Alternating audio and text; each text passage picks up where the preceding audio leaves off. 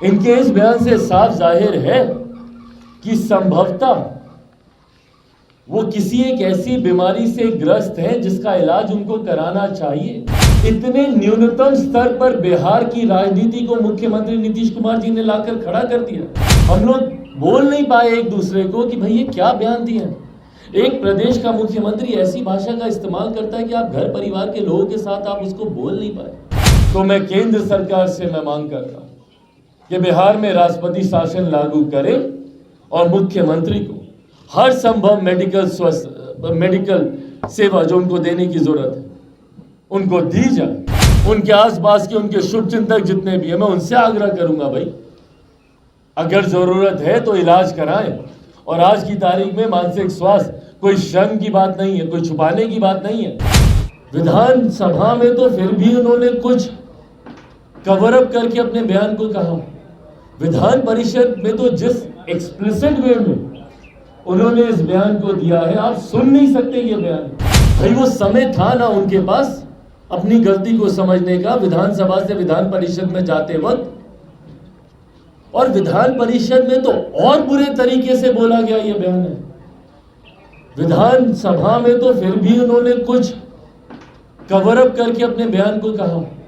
विधान परिषद में तो जिस एक्सप्लिसिट वे में उन्होंने इस बयान को दिया है आप सुन नहीं सकते ये बयान। कल सोचिए हमारी परिस्थिति घर पर। भाई हम राजनीतिक परिवार से आते हैं, हर कोई हमारी माँ बहनें हर कोई जानता है कि राजनीति में क्या चल रहा है। हम लोग एक कमरे में बैठकर इस बयान पे हम लोग चर्चा नहीं कर पाए।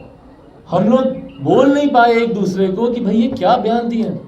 एक प्रदेश का मुख्यमंत्री ऐसी भाषा का इस्तेमाल करता है कि आप घर परिवार के लोगों के साथ आप उसको बोल नहीं पाए। आज हम इतने असहज हैं, हमारे आसपास महिलाएं मौजूद हैं और हम एक कैसे बयान पर हम लोग चर्चा कर रहे हैं।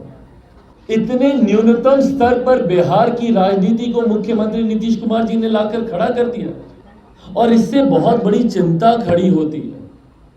देखिए आज तक मैंने मेरे मुख्यमंत्री नीतीश कुमार जी के बारे में कभी कोई व्यक्तिगत टिप्पणी नहीं किया, पर आज एक बिहारी होने के नाते और एक ऐसा व्यक्ति होने के नाते जो संभवतः मेरे पिता की उम्र के हैं, बुजुर्ग हैं, उनको लेकर जो आम बोलचाल में जो चर्चाएं चल रही हैं, जिनको अभी तक मैं र्यूमर्स मानता था, अफवाहें मानता था, पर क्या वो बातें सही में सत्य हैं? क्या सही में उनकी स्वास्थ्य को लेकर मानसिक शारीरिक मुझे नहीं पता, पर क्या चिंता होनी चाहिए? होनी चाहिए। इनके इस बयान से साफ जाहिर है कि संभवतः वो किसी एक ऐसी बीमारी से ग्रस्त हैं जिसका इलाज उनको कराना चाहिए। और ये चिंता मेरी जितनी मेरे मुख्यमंत्री को लेकर है व्यक्तिगत तौर पर, उतनी ही चिंता मेरे प्रदेश को भी लेकर है। भाई हम अपने प्रदेश को एक ऐसे व्यक्ति के हाथ में नहीं छोड़ सकते हैं जिनका मानसिक स्वास्थ्य ठीक नहीं है। और ये मैं किसी नेगेटिव वे में नहीं कह रहा हूं, मेरे शब्दों को गलत वे में ना लिया जाए। मैं किसी को चिढ़ाने के लिए, किसी को हीन भावना से। और आज की तारीख में भैया मानसिक स्वास्थ्य को लेकर चर्चाएं शुरू हुई हैं और ये होनी चाहिए, ये छुपाने वाली बातें नहीं है। कितने बड़े बड़े एक्टर्स हैं जो खुलकर अपने मानसिक स्वास्थ्य की आज की तारीख में चर्चा कर रहे हैं। और ऐसे में अगर मेरे मुख्यमंत्री भी किसी ऐसी मानसिक बीमारी से ग्रस्त है या संभवतः शारीरिक बीमारी से जिसका असर, जिसका दबाव उनके दिमाग पर जा रहा हो, उस पर चर्चा होनी चाहिए। और ये जिम्मेदारी उनकी पार्टी की बनती है।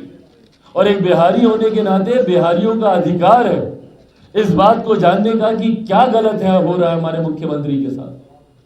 क्यों इस तरीके से रह रहकर उनके स्वास्थ्य को लेकर बाहर में अफवाहें सामने आ रही हैं। और अगर उसमें 1% की भी सच्चाई है तो सिर्फ राजनीतिक लाभ के लिए इन बातों को छुपाए जाना और एक व्यक्ति को बीमारी में और ढकेलते जाना कहीं से भी जायज नहीं है। उनके आसपास के उनके शुभचिंतक जितने भी हैं मैं उनसे आग्रह करूंगा भाई अगर जरूरत है तो इलाज कराएं। और आज की तारीख में मानसिक स्वास्थ्य कोई शर्म की बात नहीं है, कोई छुपाने की बात नहीं है। उस पर चर्चा होनी चाहिए और जरूरत है तो मुख्यमंत्री का इलाज कराया जाए। और अगर उनके आसपास के लोग, अगर उनके पार्टी के लोग ऐसा नहीं करते तो मैं केंद्र सरकार से मैं मांग करता हूं कि बिहार में राष्ट्रपति शासन लागू करे और मुख्यमंत्री को हर संभव मेडिकल सेवा जो उनको देने की जरूरत है उनको दी जाए। इस तरीके से एक व्यक्ति को आप बीमारी में और नहीं ढकेल सकते। संभवतः उनके आसपास के लोग ये नहीं समझ पा रहे होंगे, और जो व्यक्ति खुद ऐसी बीमारी से ग्रस्त है वो भी नहीं समझ पाता इस बात को। ऐसे में वो इलाज कराए, पर उनके इस बीमारी का नुकसान पूरे प्रदेश को हो, ये भी उचित नहीं।